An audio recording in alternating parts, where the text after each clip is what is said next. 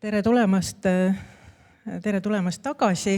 Meie teise osaga saame siis nüüd alustada. Ja esimesena ma kutsuksin siia pulti siis ette kandma Gerhard Lokki, kes on Tallinna Ülikoolist muusikateadlase taustaga. Ja tema ettekanne siis räägib Eesti termini vastete otstarbekusest kognitsioonivaldkonna näitel. Palun. Ja, aitäh. Ma lähen siia, ma vaatan, kus ma seisan, aga olen esialgu siin. Et ma veel ei näe oma enda kuvastikku, et ma olen planeerinud, et ma seda näeksin. Ma näen hetke ainult ennast. Nüüd juhtub midagi. Et ühesõnaga, pealkiri on välja öeldud ja ma esindan lisaks Tallinna Ülikoolile Baltifilmi Meedia Kunstiinstituudile ka Eesti Muusika- ja Teatriakadeemia, kus ma juunis sel aastal kaitsesin oma doktoritööd lõpuks ära ja esindan ka Eesti Arnold Schönbergi ühingu juhatuse liikmena ja meil on tegelikult juba aastast 2010 Schönbergi ühinguga nüüdismuusika oskuskeele komisjon, mis küll väga aktiivselt ei tegutse, aga me hoiame seda elus. Nii. Siis tahaks täna siis oma natukene otsapidi oma doktoritööst rääkida, aga seda laiendatult ja seda eesti keele tähe all, sellepärast et minu doktoriväitekiri sai suures osas paraku inglise keeles avaldatud ja kaitstud, aga osaliselt ka saksa keeles. Ja miks siis tegelen eesti täppiskeelega, on see, et üks artikkel, esimene, mis läks nagu käiku, oligi eesti keeles, nii et ma olen õnnelikus seisus, et olen saanud ja pidanud ja tahtnud ka mõelda oma doktoritöö teemast 3 keeles ja see lõpuks ka teostus. Ja siis oli tarvis ka lühikokkuvõtet koostada ja seda siis eesti keeles ja mul oli palju pikem ettevalmistatud, aga 3 lehte, sellest pidi piisama, aga samal ajal selle aasta algusest peale tegelesin ühe eestikeelse artikliga, mis on pakutud ajakirjale Metis ja mis on praegu retsenseerimisel, kus ma sarnaseid teemasid olen paralleelselt eesti keeles käsitlenud. Ja minu doktoritöö eestikeelne pealkiri on siis kooskõlastatud Peep Nemvaltsiga metoodikat kognitiivselt analüüsimaks nüüdses posttonaalses orkestrimuusikast tajutud strukturaalset muusikalist pinget. Et mul oli lisaks Kerri Kottale juhendajana ka konsultant Mauri Kaipainen Helsingi ülikoolist, kes aga tegutseb ka Tallinnas ja BFM-is ja ta oskab ka päris hästi eesti keelt. Ja siis oli mul oponendiks Itaaliast hea kolleeg Anna-Rita Adessi. Et see lühikokkuvõte pidi katma kogu võõrkeelse väitekirja sisu ja see Metise artikkel keskendub konkreetsele spetsiifilisele teemale ja suunatuna eestikeelsele lugejale ja selle pealkiri on teadusele päraselt suhteliselt pikk, aga ta on praegu selline, et psühhofüüsiline mõõtmine tajutud strukturaalse muusikalise pinge uurimise alusena keelelis-metodoloogilisi probleeme ja välise objekti kaudu saavutatava täheldatavuse rakendamine. Ja psühhofüüsilisest mõõtmisest olen rääkinud ka paar aastat tagasi siin samas konverentsil, nii et see ettekanne on omamoodi jätk. Et psühhofüüsiline mõõtmine ja siis minu enda arendatud, tajutud strukturaalne muusikaline pinge, ka see termin või terminifraas sai arendatud tegelikult tänu sellele konverentsile ja tänu koostööle Peep Nemvaltsi projektides ja ma olen kokku puutunud keelis metodoloogiliste probleemidega mis on loogiline, sellepärast et kui mu emakeel on saksa keel ja ma igapäevaselt räägin eesti keelt, aga samas peab mõtlema inglise keeles, siis on see aju kolmeks aetud niikuinii. Ja siis see värviliselt esile tõstetud termin täheldatavus on siis see, millega täna teid tahaks rõõmustada, et ja tänan siin kohapeal juba etteruttavalt ja sügavuti Peepu, et nimelt vastate otstarbekusest tekkisid mul küsimused, millal ja kuidas eestindada termineid ühes ja teises kontekstis, loogilised küsimused, milline mõju on inglise, saksa minu puhul ja eesti keele tarvitustraditsioonil mõistete tähistamise terminitega ja seda ma käsitlen sisuliselt ja keeleliselt ja tuleb arvestada ka terminiloome probleemidega. Et otstarbekusest rääkides, need ei pruugi olla kõik, aga need on need, mida ma keskmesse seadsin, tekstiliik, mis tüüpi teksti me üldse kirjutame, mis on vastava keele omapära ja ka ma mõtlen ka lugeja peale. Ja siis tuleb mõelda ka vastava valdkonna traditsioonide, kas need on olemas või kas nad puuduvad. Tuleb selle peale ka mõelda. Ja siis on ka teatud spetsiifilisus, mis erinevates keeletraditsioonides esineb. Ja sobiva variandi kas olemasolu ja selle lihtsalt kasutamine või loomine on siis vajalik. Ja mina arvan, et tasub loomulikult võimalusel kasutada ja siis ka luua eestikeelseid termineid ja otstarbekusest lähtuvalt. Ja nüüd tuleb see näide, mida ma tahaks tuua teile siia inglise keelest ja leidsin 2 varianti sellest, salience ja salience, ja nad on, ma ei ole nüüd ingliskeelse termini ka isegi etümoloogiaga, ma ei ole tänaseks süvenenud sellesse, miks see nii on, jääb praegu selline, et nad on rööpsed kasutusel ja siis ladinakeelsest salientem sõnast ja siis salire hüppama on see siis selgitatav, mis see võiks olla. Ja kusjuures inglise keeles on see ka just nimelt argikeeles kasutatav üsnagi laialt, mitte ainult erialakeeles. Et saksa keeles ma kummalisel kombel ei leidnud võrdterminile salience ühtegi saksakeelset vastet, ma isegi kirjutasin ühele teadlasele, tookord ta ei vastanud, aga ma võtsin selle sammu ette, et mul nüüd saan teile öelda, et ma võtsin selle sammu ette, aga ei saanud vastuse ja siis äkki kärkis pähe, et ma siis kasutan seda toolainu salience ja keegi ei protestinud ka ajakirjas ZGMTH, keegi ei olnud selle vastu, et oli siis ametlikult kinnitatud, et nemad võtsid selle termini vastu.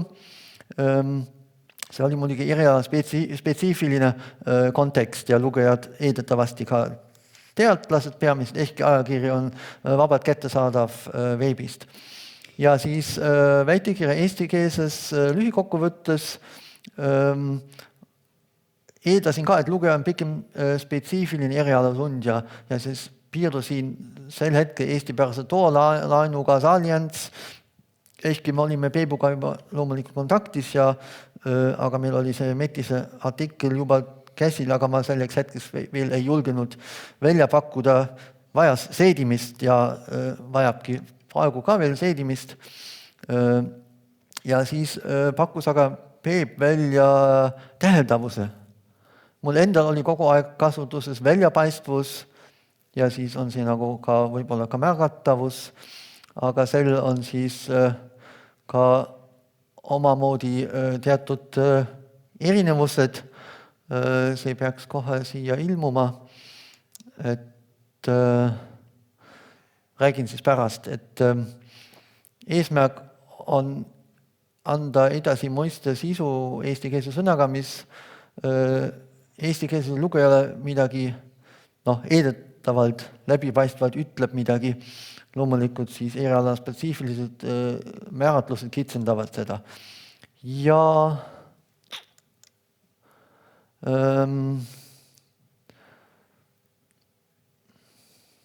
siin on see koht, et tuleb mööda, kes midagi tähendab või mis on väljapaistev ja või mis on märgatav, missuguses kontekstis, et seal on meil arutelu pooleli ja on kindlasti võimalus seda veel jätkata.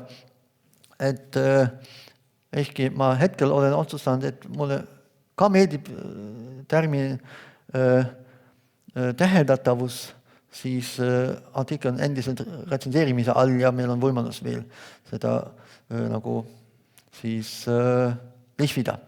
Et täheldatavus, mis see minu töö kontekstis, doktoritöö kontekstis tähendab, et mida täheldada nimelt impulse ehk muutmishetkel, kui muusikas midagi muutub, seda kuulaja paneb tähele, ma eeldan, ja siis täpsemalt, millised muusikalised parameetrid on siis selle muutuse eest nagu tekitavad selle muutuse. Et Erkki Sven Tüüri 4. sümfoonia oli mul siis analüüsimise all ja lõin nii nimetatud COSM kosmi mudeli, ingliskeelne akronüümi selgitus on siin antud ja püüdsin seda ka eesti keelde panna, kognitiivne 8-nookne viilmudel, aga ka see on protsessis veel ja kui mul veel eesti keeles ilmub, saan seda veel lihvida. Kuidas see välja näeb, see kosmimudel, 8-nookne nii-öelda ruumis, virtuaalselt ruumis asuv objekt ja vaatame kergelt ülevalt ja siis need noogad on erineva täheldatavusega või kui ma sellega algul tegelesin, siis väljapaistvusega, et miski hüppab ette ja sellest on siis saliira hüppama, eks ole.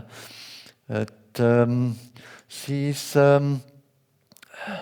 jah, et mida kuulaja mul tegi, et tervikteose kuulamise ajal valis impulsi, siin muutub midagi muusikas, annab mulle teada ja siis teises sammus kuulab oma seda impulsi, mis on natuke laiendanud, +-7 sekundit, 14 sekundi aken ja kuulab üle mitmekordselt, millised muusikalised parameetrid põhjustasid selle täheldatavuse. Ja neid ta paigutab siis vastavalt näiteks rütm oli kõige täheldatavam, siis see saab numbri 8, siis näiteks järgmine on siis instrumentatsioon või tember, saab number 7, siis natuke aeglane see süsteem siin, et faktuur saab, nüüd on võimalus tagasi minna, et faktuur näiteks saab numbri 6, need ma siis saan kuvada.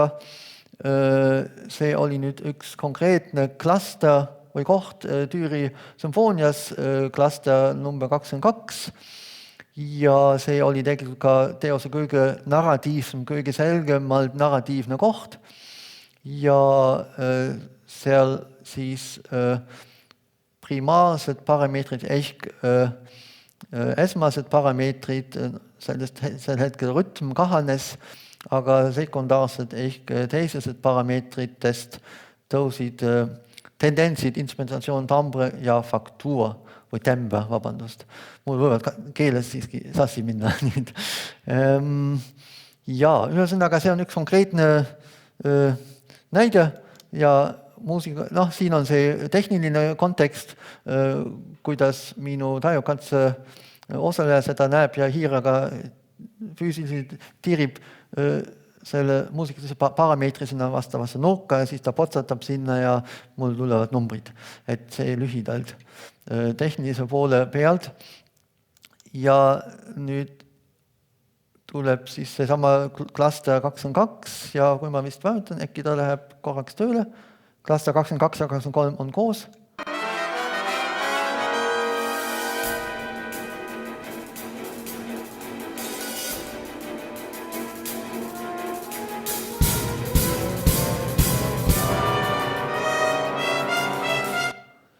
et ma usun, et nüüd mina ei näe, aga Tiina, teie ka ei näe.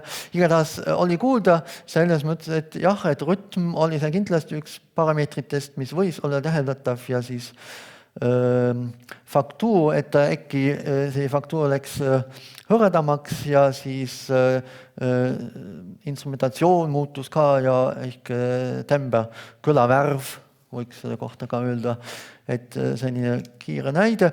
Siin ta asub Türi sümfoonia kontekstis enam-vähem keskel ja kui vaatame natuke täpsemalt, siis sellel vasakpoolsel joonisel on üleval see, kuidas mul taimekatse osalejad reageerisid liugu kontrolleriga üles-alla lükates muusikalist pinget mõõtes. Ja siis paremal pool on see siis üldistatud, mõlemal on siis eksperdid, muusikatudengid ja kunstitudengid. 3 osavalimid oli mul siin ja nii, jah, siia veel püüdsin nii suureks ajada kui võimalik ja me näeme, et klaster 22 seal siis kõik, nii eksperdid kui ka muusikatudengid kui ka kunstitudengid, nende selle klastri sees see tendents on laskuv, kahanev. Aga all on need muusikalised, all on siis näha, kuidas kosmomudeliga tendentsid olid, et antud juhul punane on rütm ja see kahaneb, kõik teised parameetrid on tõusva tendentsiga siiski. Et siin on see maatriksi näide, kust saab seda ka näha, kui ta nüüd hüppab sinna ette, jah, et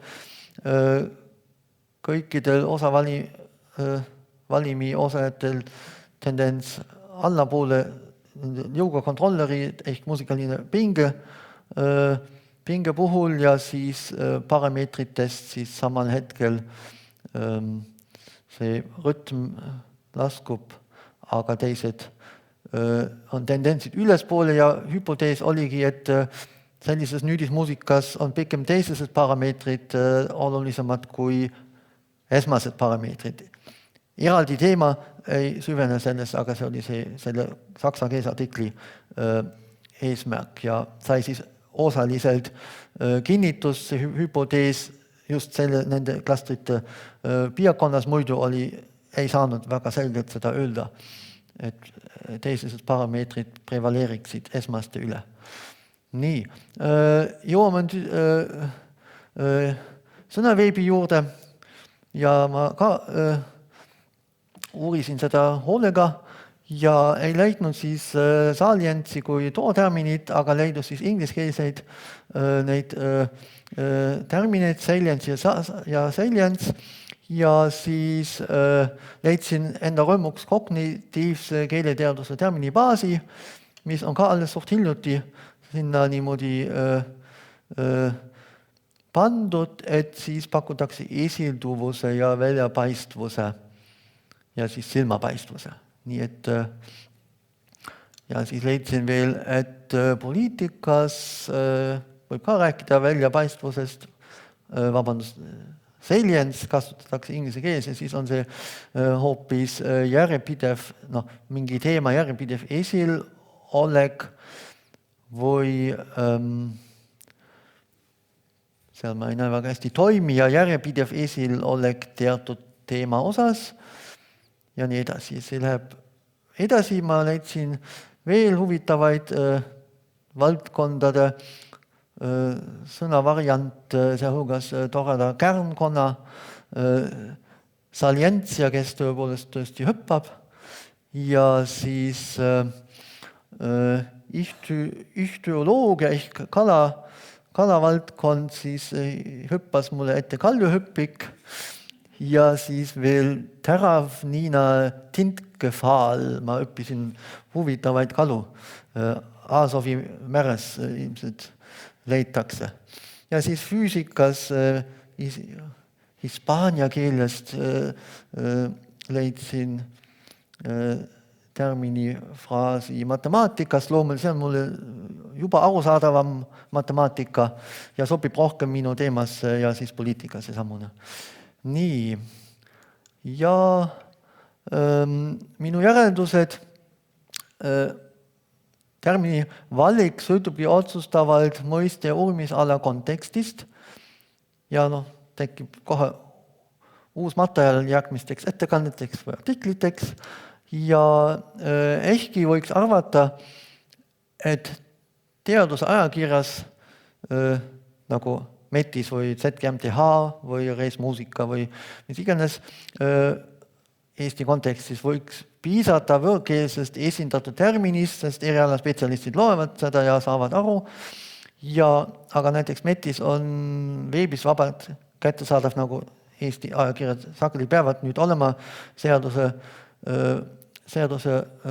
otsuse kohaselt, siis on nad siiski laiemale lugejale kättesaadavad ja ka tehisintellektidele kättesaadavad ja et igaüks korjab need omamoodi üles ja mis on tore ja vajalik, aga siis on oluline, et seal oleks nagu usaldatav informatsioon ja kognitsioonivaldkond ma tervikuna ei julge, eks ole, kommenteerida, aga psühhofüüsikaga ma olen jõudumööda doktoritöö raames tegelenud ja minu järeldus juba paar aastat tagasi siin esitatud ettekandest tõin välja, et seda ei ole piisavalt eesti keeles ja kui me Vikipeediast räägime, siis on olukord nutune. Ehk kui seal midagi on, siis see kvaliteet on küsitav.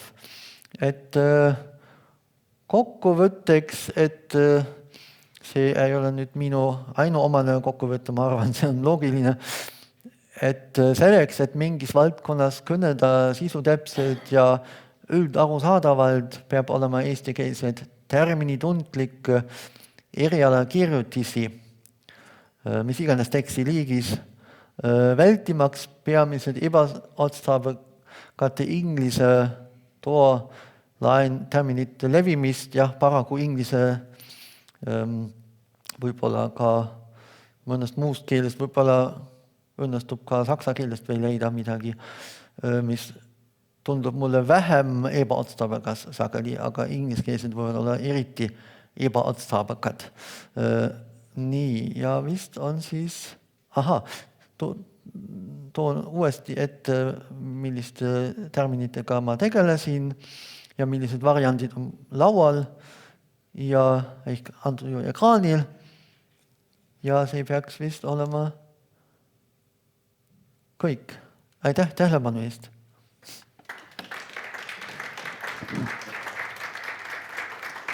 Suur tänu esinejale, et nüüd võtame siis auditooriumist küsimusi.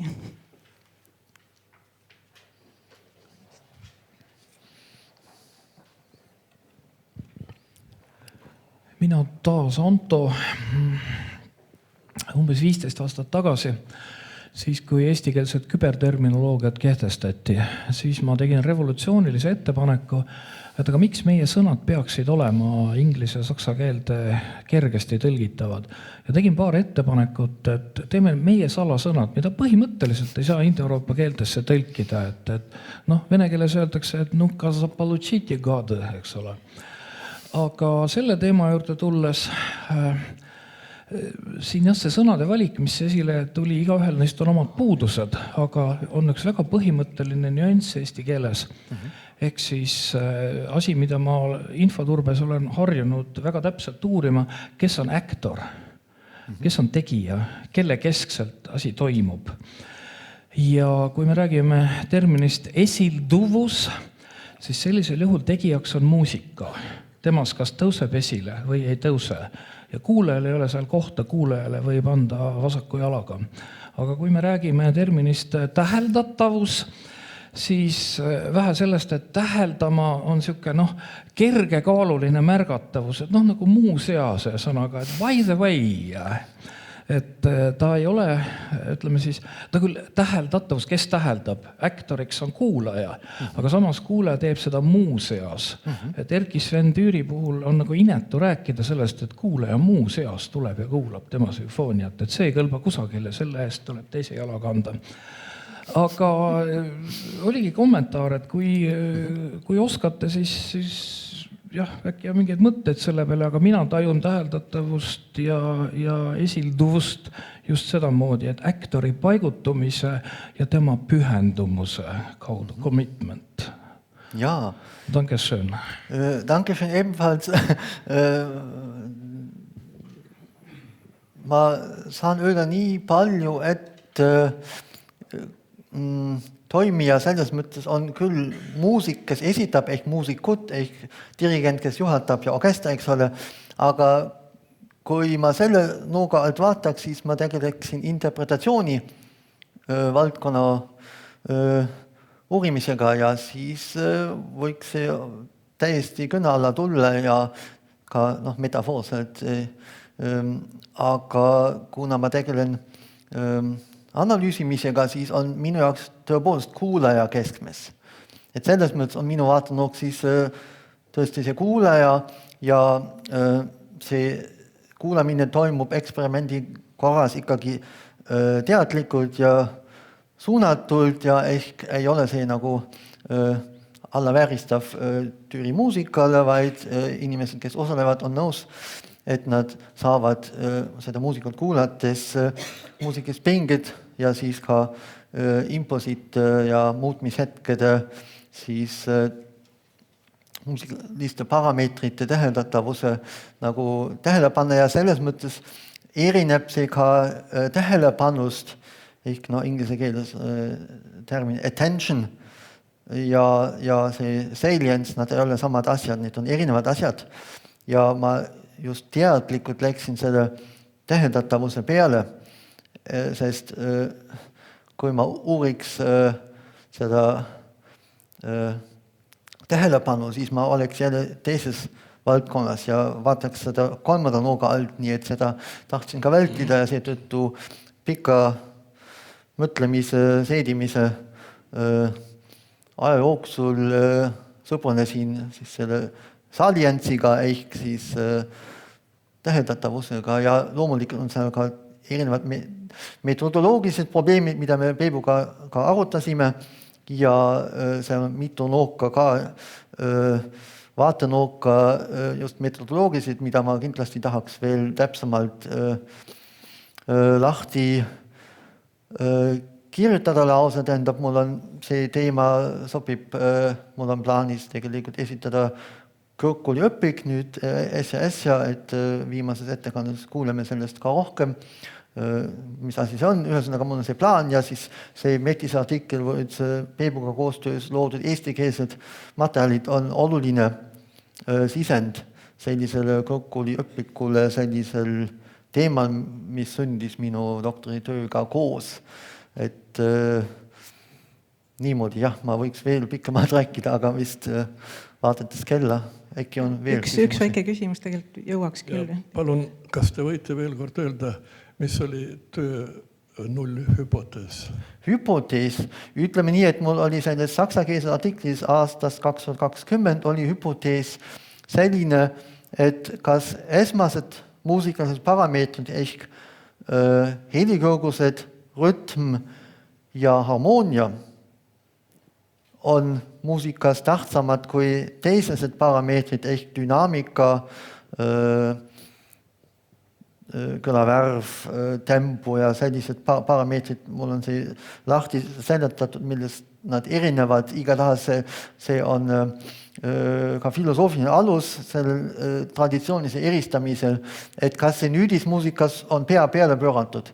Klassikalises muusikas on selge, et need esmased parameetrid valitsevad ja me uurime eks ole, helikogu struktuuri ja harmooniat, see on nagu esmane ja siis on rütm ka, mida uuritakse, aga mis dünaamiliselt juhtub, see on nagu, või tempoliselt see on nagu teisejärguline ja aga siis just nüüdismuusikas, eriti orkestrimuusikas. Ma just hiljuti Aix-en-Provence'is konverentsi käis, kohtusingi selle autoriga, kelle väide ma hüpoteesiks võtsin, vestlesime selle professoriga ja ta oli minuga täiesti nõus, et Türi muusikas see üks ühele niimoodi ei klapi, aga on muusika, kus tõesti teised parameetrid on valitsevamad kui esmased. Ja siis see oli nüüd selle konkreetse ühe artikli hüpotees, et rohkem Peep tahtis veel. Et lühidalt ainult, et kuna mina olen süüdi selles täheldatavuses, siis teadmiseks, et selles ei ole midagi kerglast. Ma ei tea, kust niisugune ketserlik mõte on tulnud mõne mehe pähe, aga täheldamine on täiesti normaalne psüühiline, vaimne protsess. Nii, nüüd me oleme ehk siis selle diskussiooniga ühele poole saanud, tänan. Ja. See läheb salvestusse ka, sellepärast on vaja mikrofoni. Ei lasta olla, et kordab ettekande, et muusika, mis läheb nüüdismuusika alla, mis ajast saadik? No jah. No aitäh selle täpsustava küsimuse eest, me võime rääkida nüüdismuusikast, me võime rääkida posttonaalsest muusikast, me võime rääkida modernistlikust muusikast ehk 1900 alates, aga mina kitsendasin seda veel, peale teist maailmasõda võib ka teha üks piir, aga mina kitsendasin seda veel omakorda nimelt. Kaasaegne on see, mis minu eluajal, mis minu praegusel ajal on loodud, nimelt ja fookus on Erkki Sven Türil, et Erkki Sven Türil fokuseerides on see minu jaoks kõige täpsem ja loomulikult võib minu meetodid rakendada ka laiemad ja võib isegi Brucknerit uurida ehk 19. sajandi muusikat, nii et kõik uksed on lahti seda edasi rakendada, aga võib ka Jüri Reinvere muusikat sellega uurida ja Lepo Sumara muusikat. Ja. Aitäh! Nii, täname siis esinejat, sest järgmine juba... Aitäh!